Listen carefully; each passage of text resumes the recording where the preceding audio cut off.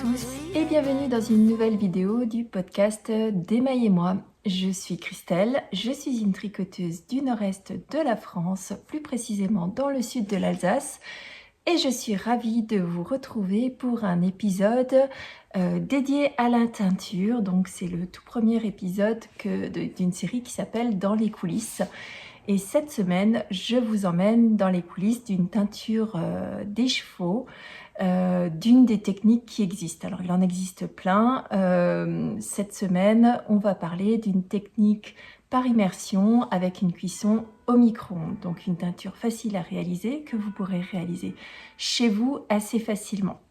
Avant de commencer, je vous rappelle que vous pouvez me retrouver sur les réseaux sociaux, donc sur Ravelry et sur Instagram, sous le pseudo d'Emma et moi, en un seul mot, comme le nom de la chaîne que vous êtes en train de regarder. Bien sûr, tout ce dont je vais vous parler en termes de matériel, je vous le listerai sous la vidéo avec des liens vous permettant de retrouver le matériel dont je vous ai parlé pour vous faciliter les recherches si jamais vous voulez réaliser vous-même ce genre de teinture. Alors, aujourd'hui, donc, je vous emmène pour réaliser deux teintures. Alors moi, je vais le faire sur deux petits écheveaux. Donc, ce sont des écheveaux, ce sont des mini, puisque tout simplement, je voudrais réaliser des mini contrastants pour soit des chaussettes, soit pour un projet de l'automne dont je vous reparlerai dans un des podcasts suivants ou dans un des vlogs suivants. Donc j'ai deux écheveaux de 20 grammes, donc deux mini de 20 grammes dans une base à chaussettes 75% mérino, 25% nylon. Donc ces écheveaux, je les ai achetés chez Lily Neige, donc c'est la filature de la vallée des Sauges, et je les ai achetés en ligne. Bon, vous pouvez trouver de la laine à teindre un petit peu partout.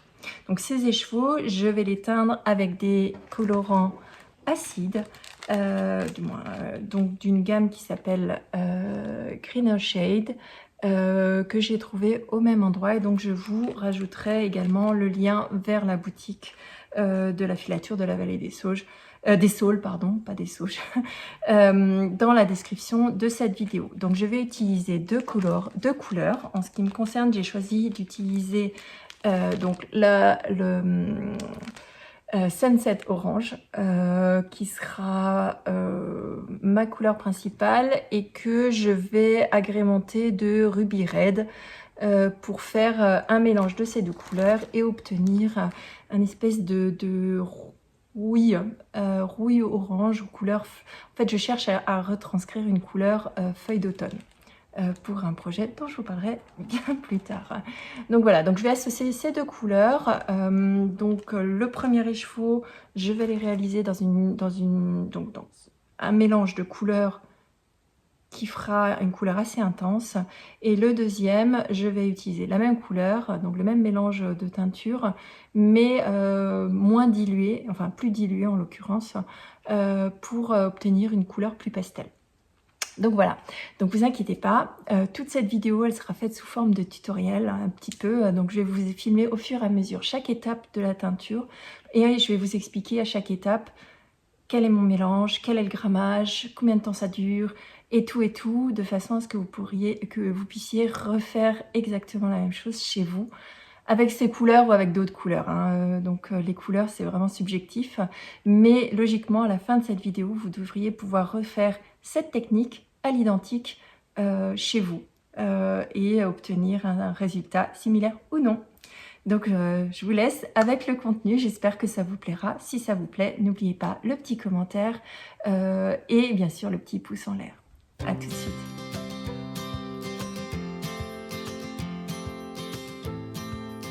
Alors, la première étape de ce process, ce sera de mettre à tremper vos écheveaux pour les rincer. Donc pour cela, vous avez deux choses à réaliser. Donc si vous recevez vos écheveaux, donc là c'est un mini déjà en forme d'écheveau, il va falloir l'ouvrir. Donc pour l'ouvrir, vous faites comme lorsque vous allez tricoter et vous allez l'ouvrir ainsi. Et l'objectif, une fois ouvert, c'est de vérifier que vous avez bien des liens qui sont présents pour que lors du processus, vos écheveaux ou du moins vos fils ne vont pas s'en mêler. Donc là, c'est le cas pour mon mini. J'ai deux fils, ou du moins deux jeux de fils qui séparent les fibres entre elles. Alors, il est possible que vous ne receviez pas vos écheveaux déjà formés en écheveaux, mais que vous receviez des grands fils uniquement sous forme de bobinage. Enfin, de grands bobinages. Donc là, c'est le cas de ce que j'ai reçu moi. Donc j'ai bien vérifié que j'avais bien un certain nombre de fils déjà en travail pour éviter l'emmêlage. Donc c'est le cas à plusieurs endroits. Donc je vais pouvoir, donc à plusieurs endroits, donc sur un grand écheveau, moi je vérifie qu'il y ait toujours 3, 4 fils qui permettent vraiment de garder les fils bien, chaque fil bien séparé. Donc au fur et à mesure où je vais vous parler, vous aurez sur le côté des vidéos où je me suis filmée pendant que je faisais le process. Donc là, vous devez avoir juste à côté le moment où je vous montre que je vérifie le lien, que je le trempe dans ma bassine. Alors pourquoi on les trempe? Donc déjà, on les trempe dans une eau à température ambiante.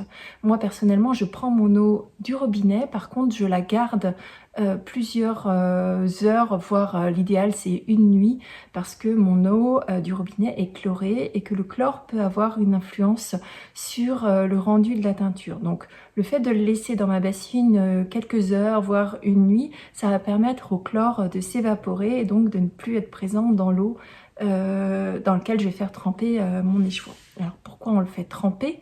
Tout simplement parce que lorsque vous avez une laine non teinte qui arrive chez vous, il est possible qu'elle n'ait pas été lavée après le filage.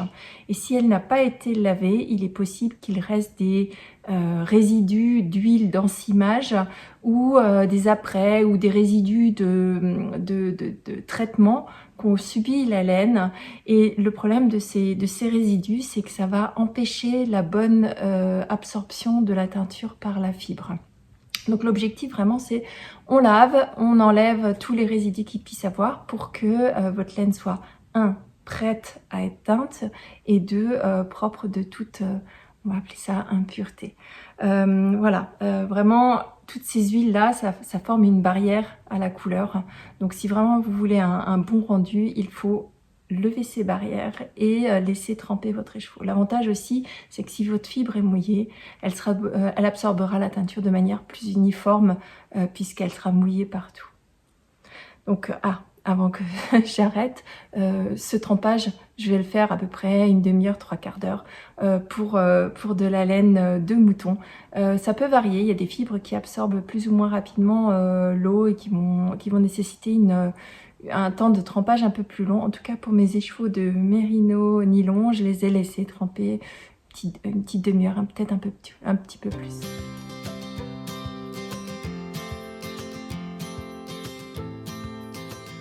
Pendant que mes écheveaux sont à tremper pour les libérer de leurs différents résidus, j'ai préparé ma solution mère. Alors, qu'est-ce que c'est une solution mère? C'est un liquide dans lequel vous avez rajouté de la poudre de colorant. Donc je vous rappelle que moi j'ai utilisé les poudres, les pigments de chez Greener Shade. Et pour ces pigments-là, je vais réaliser une solution mère, qu'on dit à 1%, c'est-à-dire 1 g de pigment pour 100 g de fibres à teindre. Donc là j'ai 2 mini de 20 g chacun. Je vais donc utiliser 0,4 g de pigment pour teindre à 1%. Donc si vous voulez une couleur plus intense, il faut rajouter plus de pigment. Donc vous pouvez très facilement monter à 2 g de pigment pour 100 g de laine à teindre, ou vous pouvez faire des couleurs plus pastel et dans ce cas-là, vous allez réduire la quantité de pigment que vous allez mettre dans votre solution mère. Donc la solution mère, c'est simplement du pigment qui est rajouté dans de l'eau et c'est la quantité de cette eau pigmentée, donc de cette solution mère que vous allez mettre après dans votre teinture qui va donner l'intensité de votre couleur, enfin si elle est plus intense ou plus dans les pastels. Donc vous verrez par la suite, moi j'ai réalisé donc une solution à 1%, donc j'ai 0,4 g pour teindre 40 g de laine. Par contre, j'ai voulu donner deux nuances très différentes à mes écheveaux. Donc il y en a un que je voulais plus intense et l'autre plus clair. Donc je vais simplement mettre 30% de plus de solution dans un premier écheveau et 30% de moins dans le deuxième. Je vais vous le dire tout à l'heure quand je vous le montrerai en vidéo. Donc une fois que j'ai pesé mes pigments, donc mes pigments, je les pèse avec une balance de précision. Alors je vous l'ai dit au début, je vous mettrai dans les liens de dans les descriptions de la vidéo tous les liens. Donc moi j'utilise une balance de précision. Je vous mettrai le lien là, vous pouvez l'acheter, qui est précise à 0,01 g près, parce qu'il faut vraiment très peu de pigments par rapport à la quantité de laine. Donc vous avez vite fait d'avoir une quantité trop importante dans votre solution. Alors si vous en avez trop, c'est pas grave, il suffit de rajouter l'eau pour diluer en fait votre couleur. Il faut savoir que ces teintures-là, ce sont des teintures dites teintures acides. Ce qui veut dire que pour pouvoir être absorbées par la fibre, elles ont besoin d'un environnement acide. Donc l'eau dans laquelle vous allez faire tremper votre écheveau va devoir avoir une acidité aux alentours de 4,5. Pour cela, vous allez avoir besoin de mesurer le pH de votre eau. Et pour cela, j'utilise des petites bandelettes à pH alors pareil, je vous les mettrai en barre de description. Si vous avez la vidéo à côté, vous verrez, ce sont des petites bandelettes jaunes que vous utilisez au quotidien si jamais vous avez une piscine pour mesurer le pH, pour savoir s'il est acide ou basique. Voilà.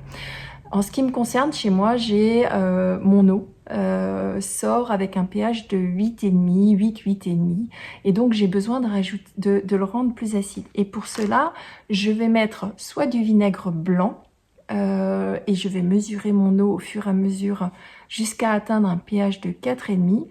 Ou alors, vous pouvez utiliser de l'acide citrique. Alors, l'acide citrique, c'est un composé totalement naturel, hein. Il est produit par exemple par le citron. Vous en avez dans le vinaigre blanc, hein. C'est pour ça qu'on utilise du vinaigre. Et donc, il a la capacité à faire baisser le pH de l'eau dans laquelle vous allez avoir votre fibre. Donc si vous n'avez pas une eau acide, vous aurez beau essayer de teindre, la fibre va absorber, mais vraiment une toute petite partie, elle ne va pas rester.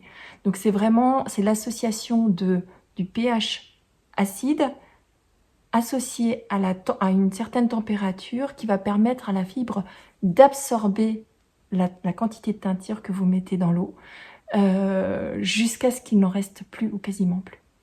Alors, une fois que j'ai réglé, on va dire, mon niveau d'acidité dans l'eau et que j'ai atteint un niveau de 4,5 en termes d'acidité, je vais venir rajouter la quantité de solution mère que je veux mettre pour mon écheveau. Donc là, pour mon premier écheveau, j'ai mis 28 grammes ou 28 millilitres de ma solution mère, et mon écheveau n'en aura que 12. Mon deuxième écheveau n'en aura que 12, tout simplement parce que je veux un plus foncé et un plus clair, et vous verrez à la fin de cette vidéo le rendu et la différence qu'il y a justement avec les mêmes pigments, simplement pas la même quantité, pour la même quantité de laine.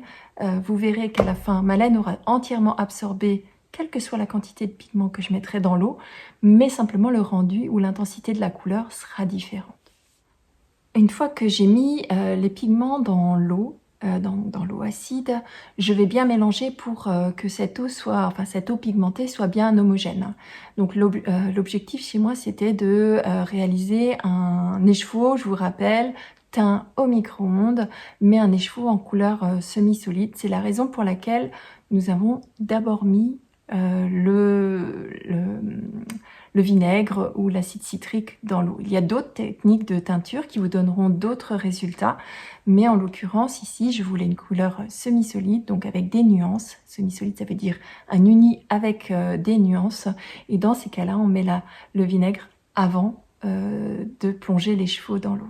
Donc une fois que vous avez bien mélangé votre solution mère à votre eau acide, il est temps de rajouter votre écheveau délicatement dans votre eau. Et lorsque vous avez mis votre écheveau dans l'eau, il va falloir le mélanger pour que l'ensemble des fibres puissent absorber la teinture par tous les côtés, je dirais. Moi j'ai utilisé des baguettes chinoises.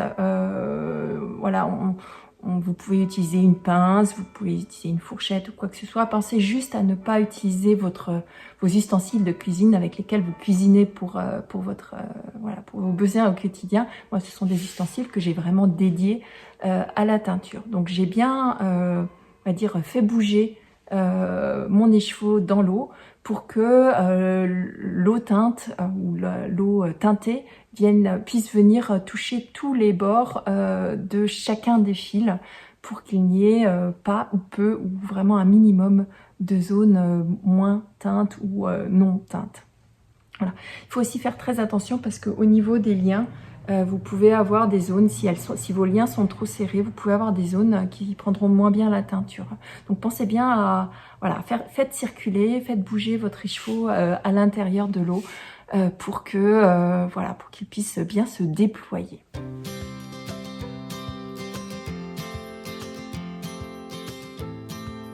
Je ne l'ai pas précisé, mais je pense que ça va de soi. On le fait bouger lentement, hein, les chevaux. On ne prend pas un fouet et on le tournicote de façon à ce qu'il nous fasse plein de nœuds. Parce que vous avez mis des petits liens pour qu'il reste bien en place, mais si vous le bougez trop rapidement ou vraiment trop violemment, vous aurez quand même des nœuds. Donc on le bouge délicatement, notre écheveau dans l'eau. Bon, une fois qu'on l'a bougé et que c'est bien réparti, il a pris sa place, vous couvrez votre récipient avec un couvercle. Alors si vous n'avez pas de couvercle comme moi j'ai fait ça dans un saladier que j'ai dédié à la teinture. Et comme je n'ai pas de couvercle à ce saladier, j'ai posé une assiette qui passe au micro-ondes. Et j'ai donc enfourné mon saladier couvert dans le micro-ondes et j'ai lancé la cuisson à puissance maximale pour 2 minutes.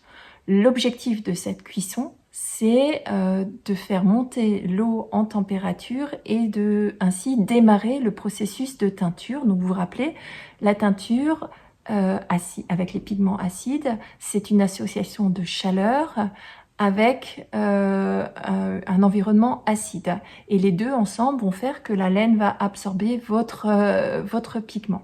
Donc j'ai fait 2 minutes.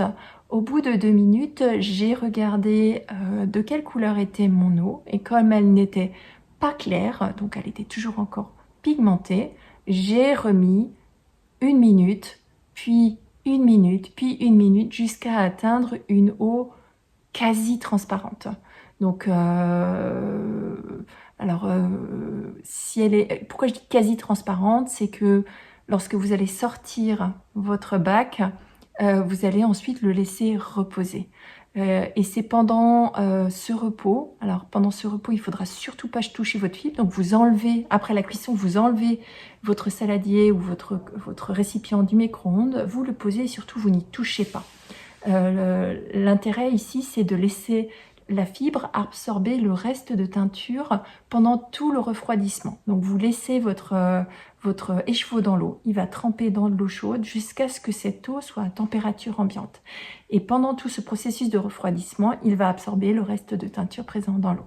D'ailleurs, vous le verrez sur les vidéos que je vous mets au fur et à mesure de mes explications, mon eau à moi a été transparente à la fin. Donc moi j'ai une cuillère en plastique transparente qu'on ne trouve plus puisqu'il n'y a plus de produits jetables, mais j'ai bien vérifié que au fur et à mesure que mon eau était le plus claire possible et à la fin j'ai obtenu une eau totalement transparente, ce qui veut dire que mon écheveau a absorbé la totalité des pigments de la solution mère que je lui ai donné à prendre.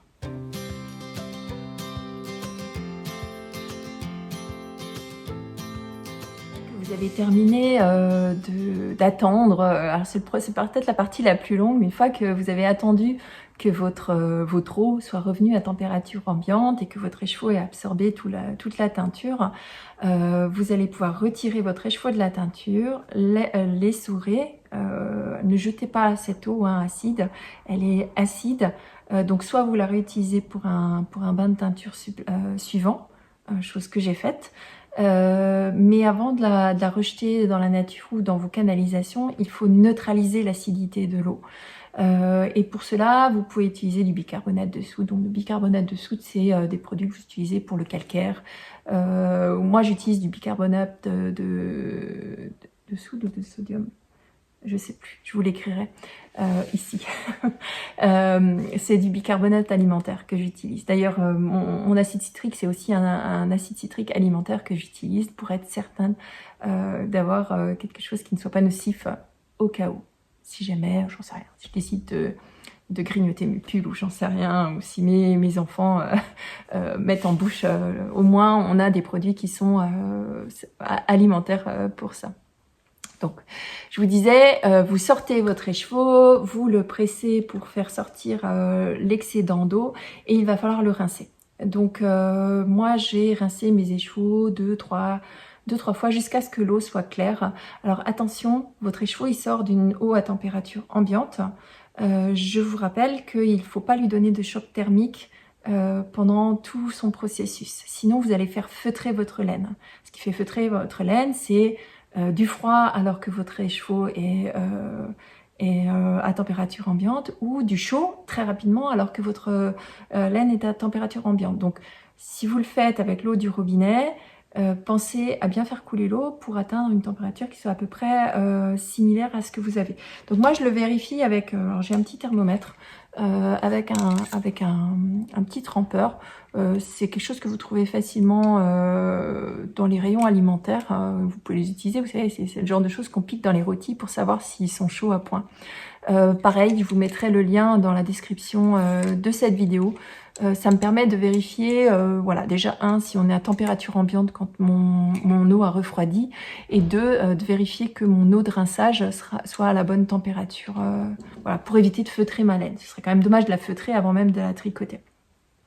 Donc il m'a fallu, pour l'intensité que j'avais choisie, il m'a quand même fallu 3 bons lavages, 3 bons rinçages pour éliminer l'excédent de pigment ou l'excédent de quoi que ce soit. C'est ce qui fait d'ailleurs que quand vous tricotez vos laines, parfois il y en a certaines qui dégorgent.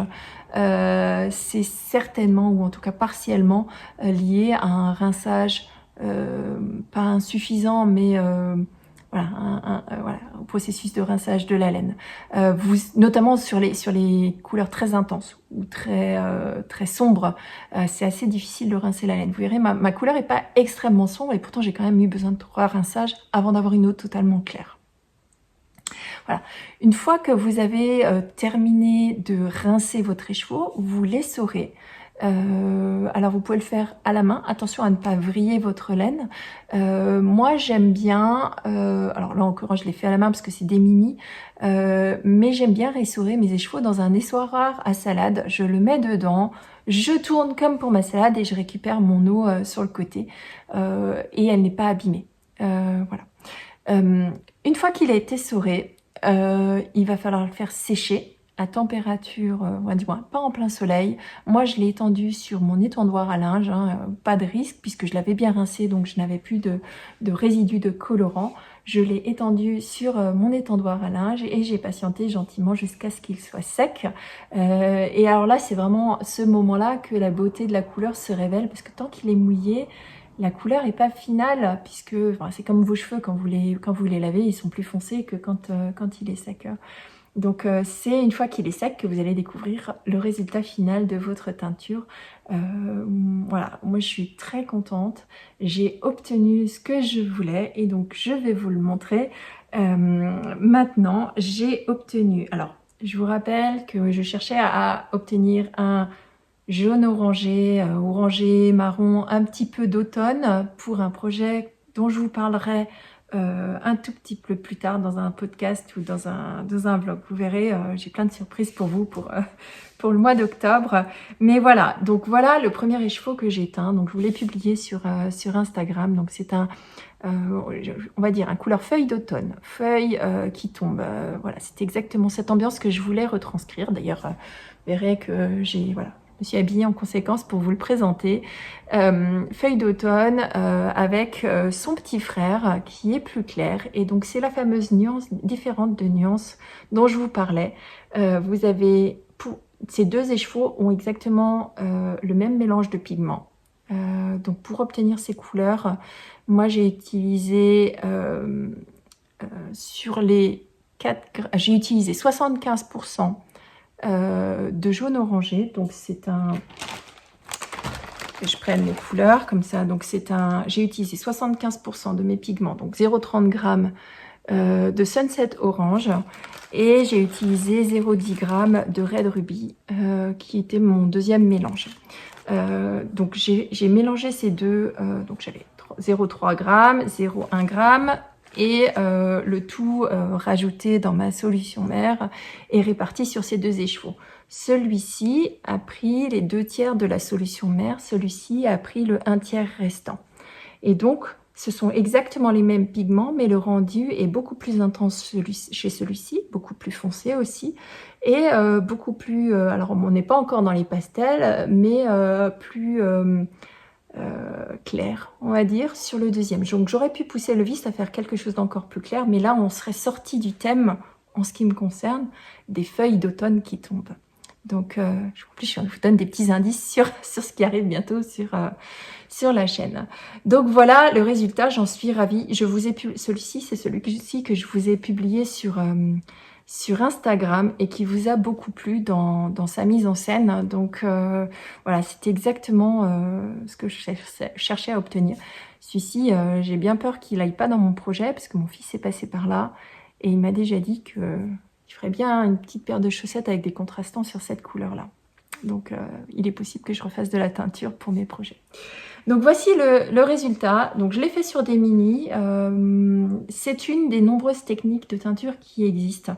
Vous verrez sur la chaîne, je vais au fur et à mesure vous en montrer plusieurs. Donc, celle-ci, c'était ce qu'on appelle une teinture semi-solide par immersion avec cuisson au micro-ondes. Dans les prochains épisodes, on parlera de speckle, on parlera de teinture solide, on parlera de cuisson vapeur, on parlera de cuisson dans des casseroles, voilà, on parlera de gradient, de dégradé, de ce genre de choses au fur et à mesure des épisodes. Je vous mettrai à chaque fois un thème, un épisode pour que ce soit plus simple. Donc, je vous invite à faire vos tests. En ce qui me concerne, la laine vient de chez Lily Neige. Vous pouvez en acheter à plusieurs endroits. Je vous mettrai d'ailleurs dans la barre de description différents liens vers des sites sur lesquels vous pouvez acheter de la laine non teinte. Il y en a plein d'autres, en tout cas ceux sur lesquels moi j'ai l'habitude d'acheter les miens. Sachez que Lily Neige, c'est le représentant officiel, c'est le distributeur officiel des teintures Greener Shade, mais il en existe d'autres. Donc je vous ferai peut-être un épisode spécifique pour les différents types de pigments ou les différents et où est-ce que vous pouvez les acheter. Donc ça, je vous ferai ça dans un épisode suivant. En tout cas, les Greener Shade se trouvent aussi chez Lily Neige. Quoi d'autre vous dire? Il me reste encore à utiliser les écheveaux et ça je vous le mettrai dans un épisode suivant. Voilà, j'espère que cet épisode de Dans les coulisses vous a plu. J'ai essayé de faire ça de manière un peu plus interactive en vous mettant des vidéos et un explicatif à côté. Dites-moi si ce format vous plaît ou si vous préférez avoir plutôt la vidéo avec les gestes techniques plutôt en gros plan et juste entendre ma voix. Ça me permettra d'adapter les épisodes suivants. Et n'hésitez pas, si jamais ce contenu vous a plu, à me laisser un commentaire pour le plaisir et me mettre un petit pouce en l'air. Je vous rappelle que ces commentaires, non seulement ils me font chaud au cœur, mais ils m'aident à développer cette chaîne et les pouces en l'air, pareil, aident au développement de cette chaîne et donc me motivent aussi à vous proposer de plus en plus de contenu, je l'espère, qui vous intéresse ou qui vous apporte un petit peu de connaissances dans le domaine des laines, de la teinture, du tricot, de tout ce qui touche à l'art du fil en général. Sur ce, il me reste à vous souhaiter une très bonne semaine. Je vous retrouve la semaine prochaine avec un épisode de podcast traditionnel. Et sur ces belles paroles, je vous dis bisous, bye bye.